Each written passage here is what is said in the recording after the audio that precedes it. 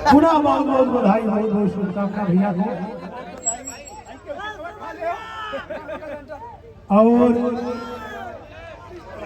और भैया को रीति भाई हेलो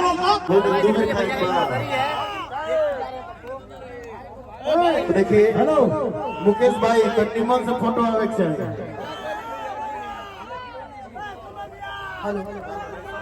वीडियो होता वीडियो हो जाएगी वीडियो है भाई फोटो नहीं लिए वीडियो डाल दिया गलती कोई नहीं की।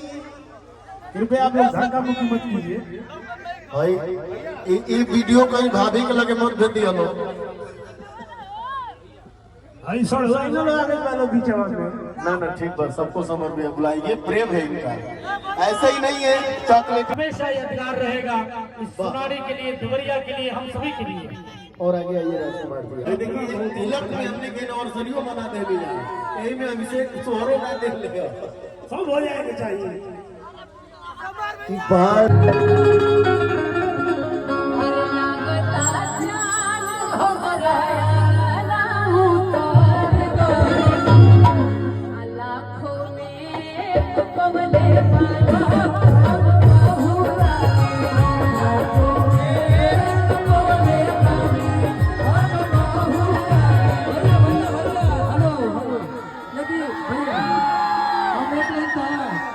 भाभी खाती और आप खाती।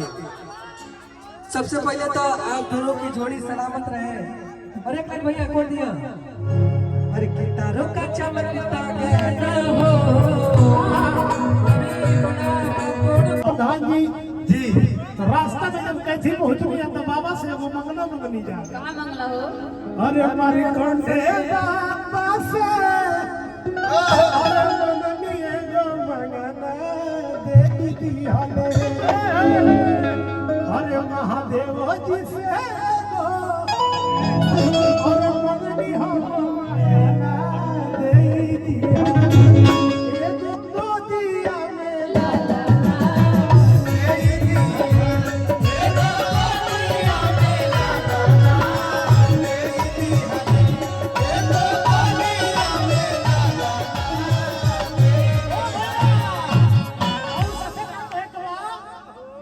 कि हमारा बुझाता बबुआ अरे नियम होई है अरे नानाई तो अरे सीएम होई है नानाई तो अरे सीएम होई है ए लाला नाई के सितारा